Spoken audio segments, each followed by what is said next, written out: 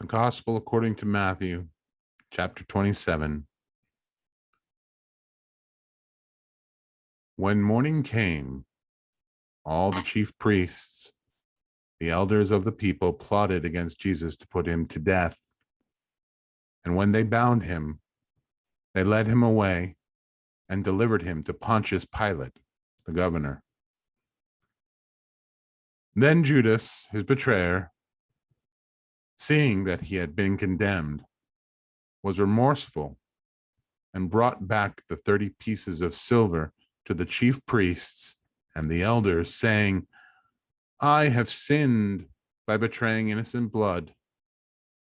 They said, "What is that to us? You see to it." Then he threw down the pieces of silver in the temple and departed and went and hanged himself.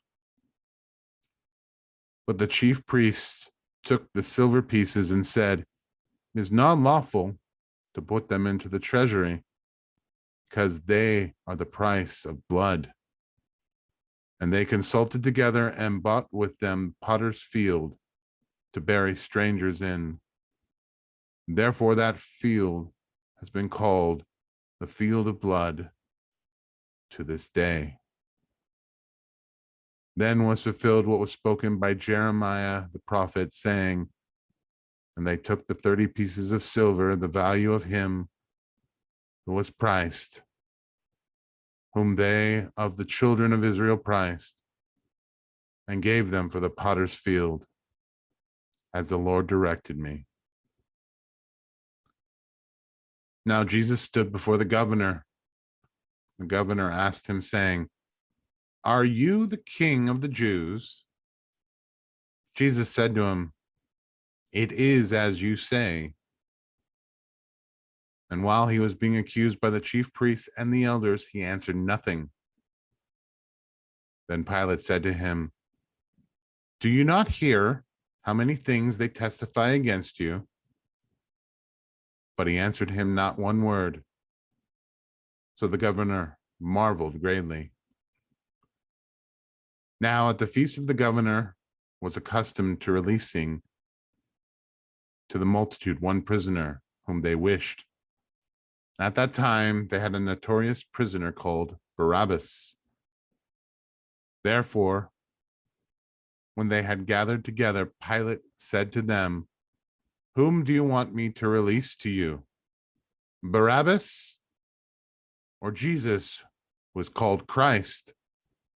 For he knew that they had handed him over because of envy. While he was sitting on the judgment seat, his wife sent to him, saying, "Have nothing to do with that just man, for I have suffered many things today in a dream because of him." But the chief priests and the elders persuaded the multitude that they should ask for Barabbas and destroy Jesus. The governor answered and said to them, "Which of the two do you want me to release to you?" They said, "Barabbas." Pilate said to them, "What then shall I do with Jesus, who is called Christ?" They said to him, "Let him be crucified." Then the governor said, "Why? What evil has he done?" But they cried out all the more, saying, "Let him be crucified."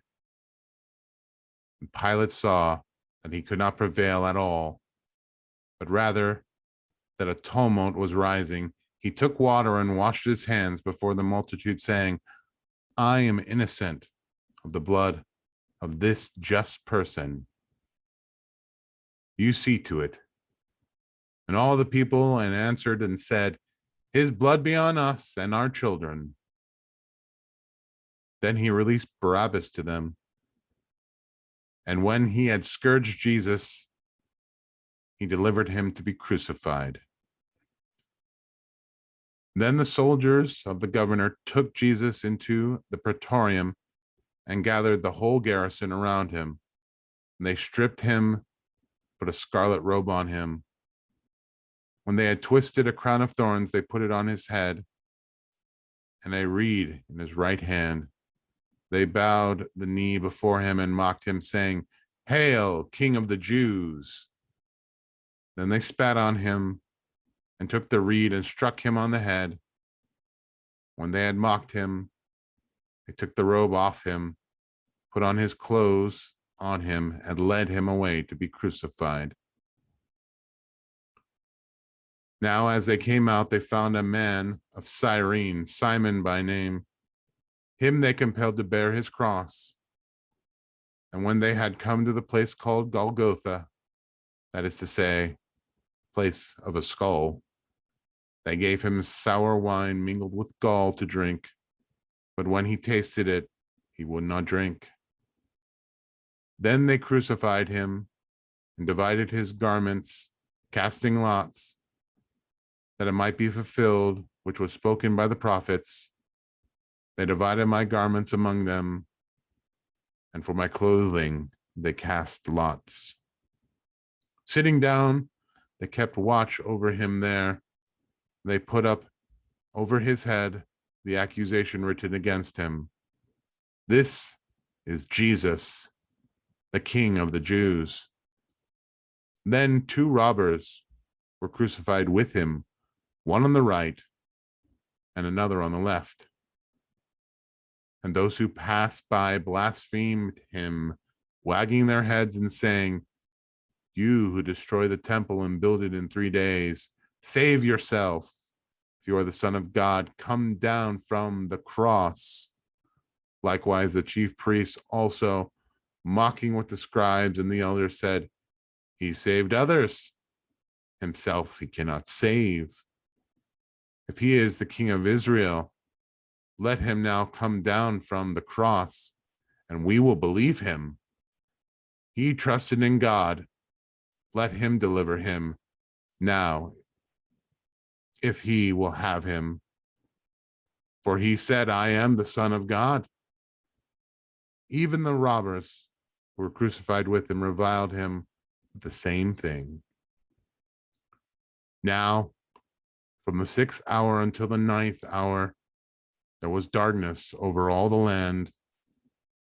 And about the 9th hour, Jesus cried out with a loud voice, saying, "Eloi, Eloi, lama sabachthani."